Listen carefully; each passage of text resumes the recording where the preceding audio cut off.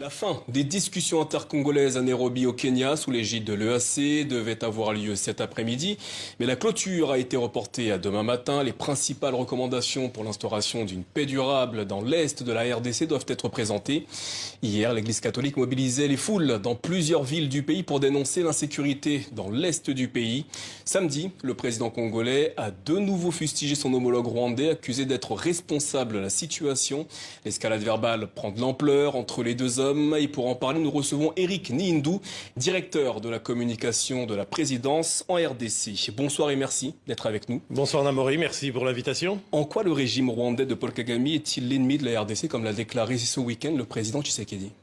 Le régime de Paul Kagame soutient le M23, qui est un mouvement terroriste qui sévit à l'est de la RDC depuis des décennies. Pour rappeler qu'il y a eu une guerre aussi en 2013, ils avaient été vaincus, ils sont rentrés dans des camps en Ouganda et au Rwanda, et puis ils ont recommencé cette année pour de nouveau semer le crime, la terreur et la désolation à l'est de la RDC. Ils occupent quelques parties de nos territoires et le Congo se bat pour défendre sa souveraineté.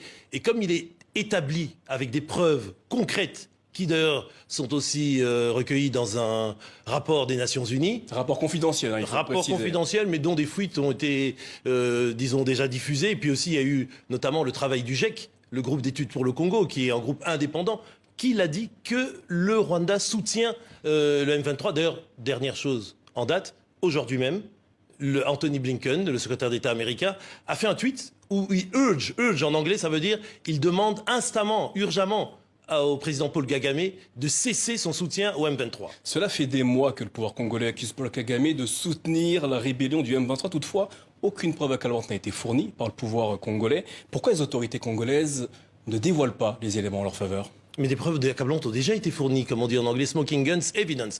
On a des tenues, on a des troupes, on a des témoignages. Tous ces témoignages... Ces images n'ont pas été rendues publiques. Tous ces témoignages, la MONUSCO les détient. La MONUSCO les détient. Ce rapport que vous dites confidentiel de l'ONU, il est établi et il existe. Et en plus, toutes les instances internationales qui de plus en plus commencent à voir la vérité et à dire surtout la vérité en demandant au Rwanda de cesser l'aide au M23, sachant bien que la solution de la paix durable au Congo se trouve non pas à Bunagana, là où sont le M23, mais se trouve à Kigali. C'est Kigali qui détient la clé de la fin des hostilités en RDC. Au sujet des hostilités, la semaine dernière, les combats entre l'armée et les rebelles du M23 ont repris après plusieurs jours d'accalmie. Comment expliquez-vous que les forces congolaises ne parviennent pas et ne sont pas en mesure pour le moment d'arrêter cette avancée des rebelles du M23 dans l'est du territoire congolais ?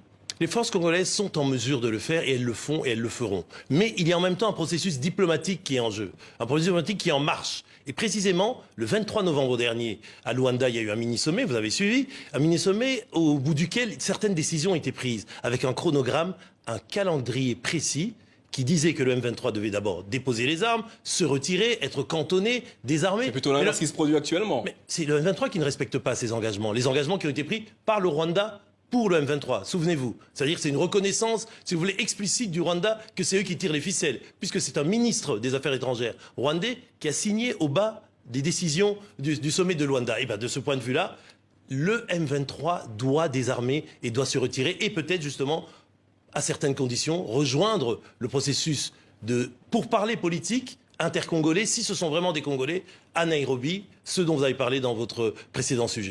Hier, plusieurs manifestations, notamment à l'appel de l'Église catholique, sont déroulées sur le territoire congolais.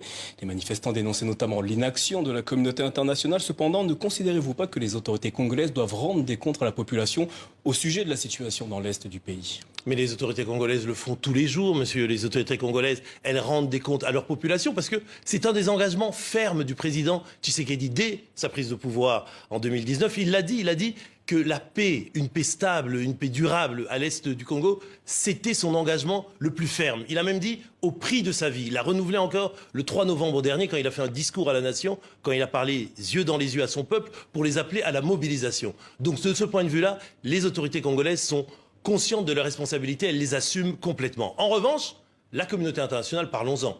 Vous m'invitez aujourd'hui sur TV5, vous le faites de temps en temps avec des responsables congolais, mais il faut en parler. Il y a eu un massacre à Kicheche récemment. On parle de près de 120 morts, mais on n'entend pas les médias. Il y a un silence assourdissant de toutes les chancelleries occidentales. Pourquoi ? Est-ce qu'un mort congolais ne vaut pas un mort d'un autre pays? C'est un scandale, monsieur. Ça fait 25 ans qu'au Congo, on tue, on viole et on brime le peuple congolais. On en a assez au Congo, on a envie que ça change. Selon le président rwandais, Félix Tshisekedi entretient cette crise entre la RDC et le Rwanda dans le but de repousser le scrutin prévu en décembre 2023. Le glissement du calendrier électoral est-il une option pour le président congolais? 2 questions dans votre question. Première question, d'abord, les propos du président Kagame. Je pense que on pourrait dire que c'est une manœuvre de diversion. C'est gros comme un camion, comme diraient les jeunes. C'est-à-dire que le sujet aujourd'hui, c'est le conflit à l'Est. C'est le M23 qui doit déposer les armes, se démobiliser et aller dans des cantonnements. C'est ça le sujet. Et le président Kagame, il ne trouve rien de bien que de commencer à faire des considérations sur les élections au Congo. Il n'est pas un modèle de démocratie. Je referme la parenthèse du président Kagame.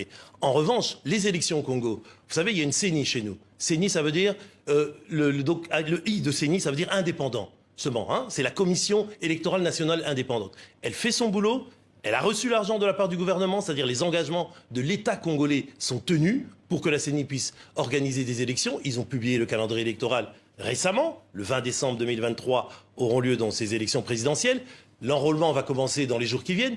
Laissons faire la CENI. Laissons la CENI faire son boulot. Donc, vous verrez bien que les élections auront lieu à heure et à temps, comme le stipule la Constitution. Vous êtes en mesure ce soir d'assurer à 100% que les élections se tiendront bel et bien, quelle que soit la situation l'an prochain, en RDC. Les élections se tiendront, mais certains n'ont peut-être pas envie que les élections se tiennent. C'est de là que vient le problème. Ceux qui sont aujourd'hui les fauteurs de troubles, ceux qui tirent les ficelles de la déstabilisation de l'Est du Congo, c'est eux qui ne veulent pas que les élections se tiennent au Congo. Mais heureusement, pour l'instant, leur déstabilisation, et elle sera contenue dans des infimes proportions du territoire congolais, partout ailleurs, ça se passe bien. Et justement, le piège de ceux qui sont les adversaires du Congo, les fossoyeurs de l'unité congolaise, qu'est-ce qu'ils veulent? Ils veulent qu'on ne parle du Congo que quand il y a des problèmes. Vous ne m'invitez que pour parler des problèmes à l'Est, alors que le Congo aujourd'hui c'est un pays qui est en train de renaître. Il y a des réformes qui sont mises en place. Le président Tshisekedi est en train de mettre en place un pays qui se relève. Vous savez qu'on est passé en 3 ans de 4 milliards à 15 milliards du budget de l'État. Aujourd'hui, on a les moyens de développer ce pays. Ça n'a pas été fait dans les années précédentes, mais malheureusement, certains ennemis du Congo veulent nous ramener toujours à des problèmes d'insécurité, à des problèmes de déstabilisation dans l'Est. On terminera sur ces mots. Eric Nindou, merci d'avoir répondu à nos questions ce soir. Merci beaucoup.